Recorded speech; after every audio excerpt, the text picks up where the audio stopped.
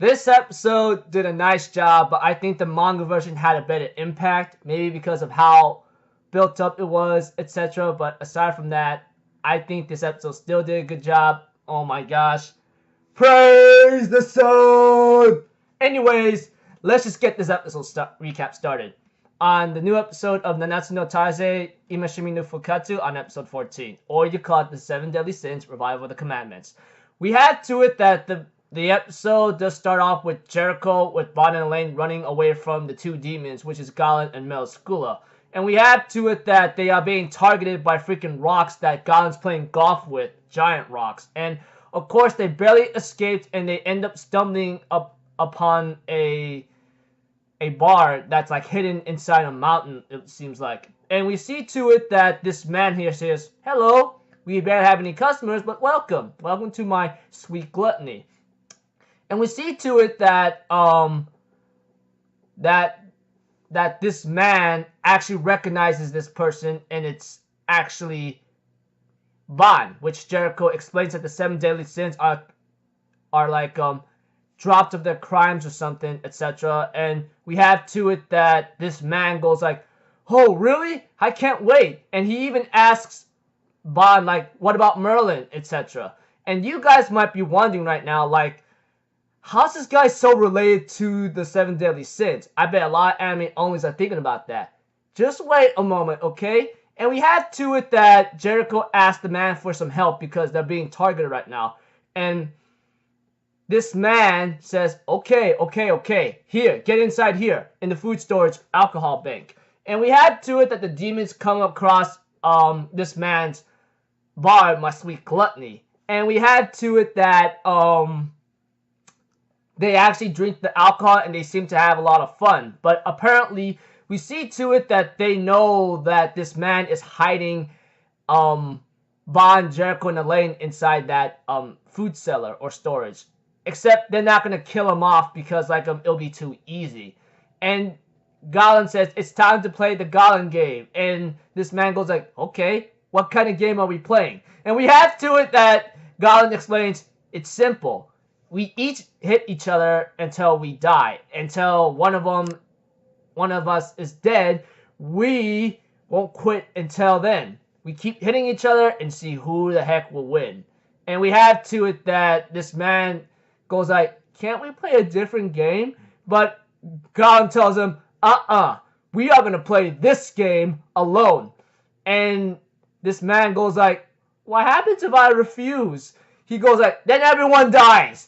And then the little man goes like, "Okay, I'll play." Kaboom! Gets a bat in the back and gets hit, and then he's knocked out unconscious.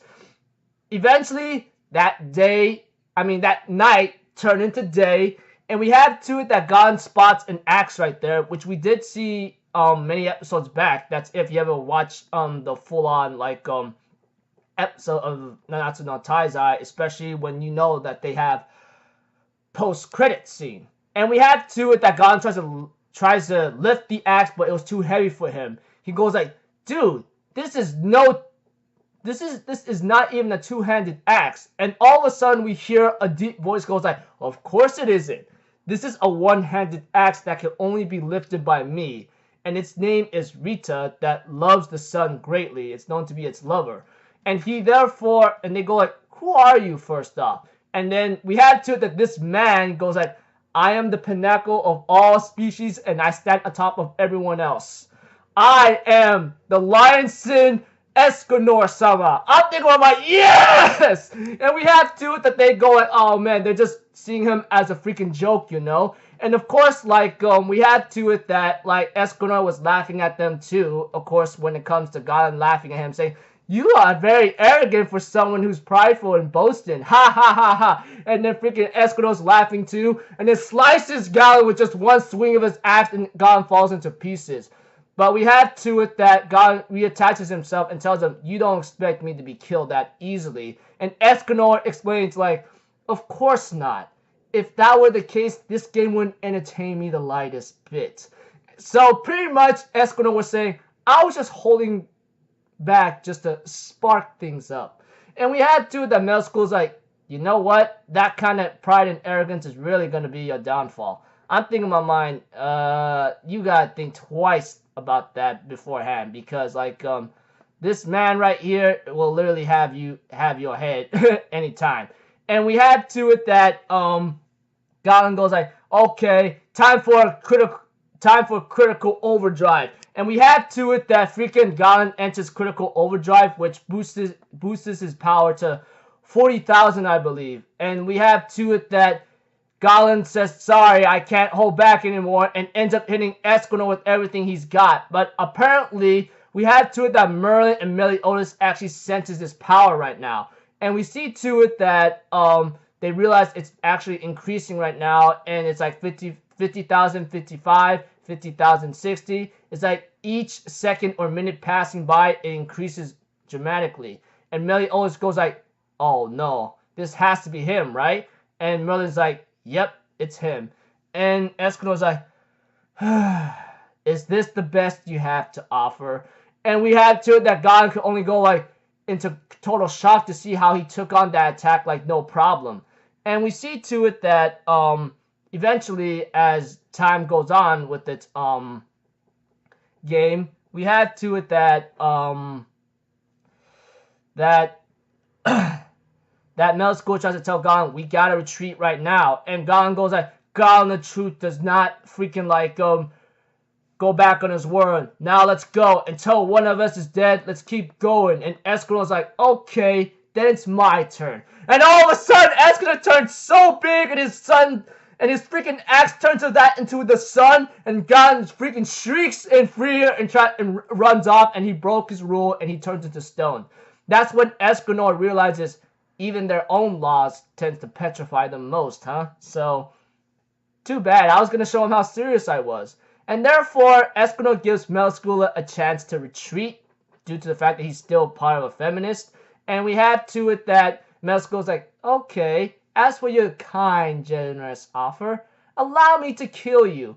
And we have to it that Bond tries to warn Esquino to stay away because physical attacks will not work. And we see to it that Melskula uses a cocoon of darkness and pushes Esquinor's soul out of his body, and therefore eats it and says thank you for the food. But apparently she was feeling agonizing pain, and all of a sudden she's burning up, and then Esquinor's sword goes back to his body. And we have to that Melskula is like, what the hell is this? This is no ordinary magic. And we have to it that Esquinor explains that it's sunshine, my glorious magic. And therefore, Melskula falls down into the abyss, defeated and split into two, which is really, really scary. And we have to it that Esquinor tells Bond, I have some business with you, but honestly, it's about to be close to noon, so stay here, okay? That's an order. And we had to it that Esquinor jumps up into the distance somewhere else. And we see to it that Jericho and Bond and Elaine are having a tender moment. Of course, Bond and Elaine are having a nice tender moment with like Bond saying, hey, are you okay? And we have to that Elaine's like, yeah, I'm fine. I mean, even if I were to die now, I could be very happy. And Bond's like, don't talk about such things, okay? And Jericho's like agreeing with Bond and says like, didn't you hear that demon woman, what she said? It's like, your regrets are amplified very much for not spending a lot of time with Bond, right? So you could take advantage of this and then just stay alive as like that. And therefore, Elaine tells Jericho, I love you. And I'm thinking about how cute. And of course, Esquinor, on the other hand, at nighttime, he's back to that man of the skinny, scrawny, weak man, which Bond explains like he becomes hulky strong at daytime, but at nighttime, he's like the weakest of all weakest. I'm thinking in my mind, that is just hilarious, etc. And we had to it that,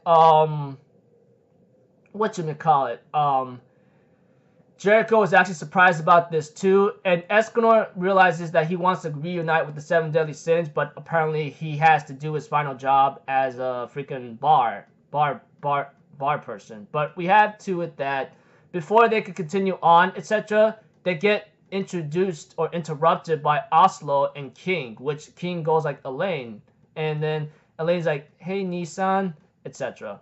Then there's a post-credit scene where Matrona is actually dancing, and Diane actually likes that and says like, if I actually dance instead of fighting, I would be actually more happier. And Matrona, on the other hand, says, Alright, then you are going to be a dancer instead. And we had two that at the end's like, huh? And that's it. Preview of next episode. It looks like things are about to get more hectic now with like some drama going on. And this is where we're getting close to the next arc, I believe, etc. So until then, I'll see you guys in the next video. So I'm Alpha Zero people. Have a good day, and I'll see you guys next time. Alright? Praise the sun. Peace out. Bye bye. Toot toot.